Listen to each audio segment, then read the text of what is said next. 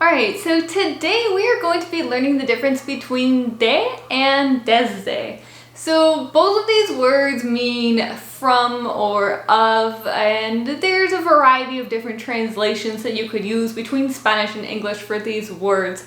But for the most part, when we use de, I want you to think of it as something more permanent, as something more concrete, and as something more of a historical kind of context. Not in the sense of it being that long ago, but in the sense of it being like, I am from somewhere. Then you would use de, right? Yo soy de California, I am from, or the history of my family is something in the past where we originate from, de.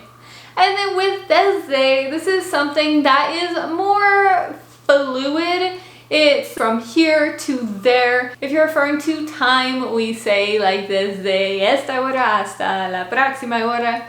We use desde there. So it's something that is more fluid. And we're gonna get into this much more in this video. Alright, so let's get started with the difference between de and desde and how to use each one of them in a sentence. So we're gonna start with de, and this means like the origin of something. This is where something is starting. So think of it as it's starting in one place and ending in another. So think of it as where something is from, and it's something that does not change. It is a fixture. For example, no había posibilidad de diálogo entre sí. This means there was no possibility of dialogue or of conversation between each other. So in this context, we're using it kind of like of in English, the word de, and it's in between two things. And it's kind of an origin, but it's more so just a thing that exists. The diálogo that it can't be exchanged. So it's a more concrete existence. No había posibilidad de diálogo entre sí. Or you could say something like, esta es la historia de mi familia entonces y ahora. This is the story of my family then and now. So this is referring to, this is kind of an origin. If you think about it, it's the story, it's based on the family history, but it is mostly, it's just more of a concrete thing. It is something that's being told. There's not really any fluctuation other than the story that's being told and who it's being told by, potentially, but it is just a story that's being given from one person to another. Esta es la historia de mi familia entonces y ahora. And one more example with de.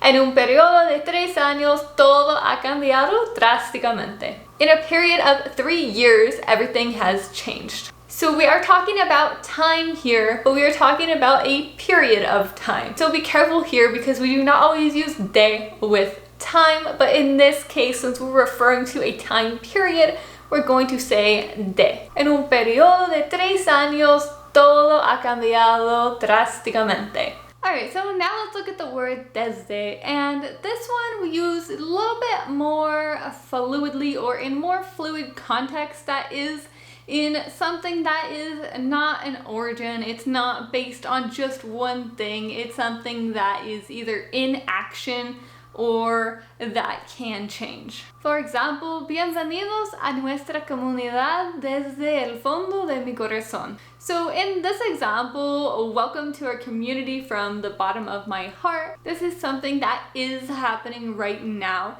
So it doesn't have an origin. It is occurring currently.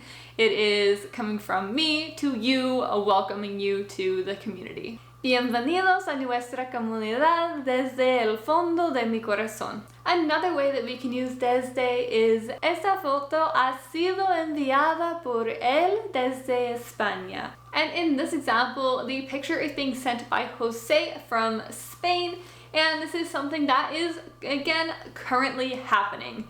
So it is being sent from one place to another. It is not its origin. It's not like if we were to say it is from Spain, then you would use de, but because it is coming from somewhere and it will be arriving to you soon, we use desde. It is in action. Esta foto ha sido enviada por él desde España. Alright, and one last example using desde. Esto es totalmente lógico desde su punto de vista. This is entirely logical from his point of view.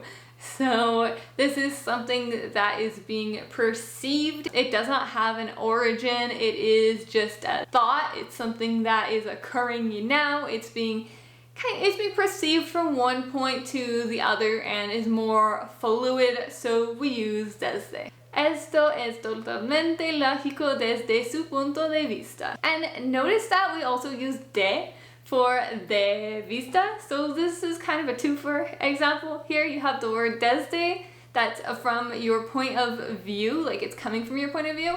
And then you have the word de vista, which is, it's like of your view. So it's more of the origin, it's more of describing a fixed perception, like it's describing your mind kind of thing. So it's more fixed. And so you can see when the two are in the sentences together, that in this case it's like a kind of a possessive. Instead of using the possessive s like we would use in English, we use de in this sense to describe that it is from that perception or that person's perception. Alright, I hope that you guys found this useful for understanding the difference between de and desde. If you liked this video, remember to give it a thumbs up and make sure you are subscribed to my channel for more new videos with the notifications turned on so you will see them as soon as they come out. I will see you guys back here next time.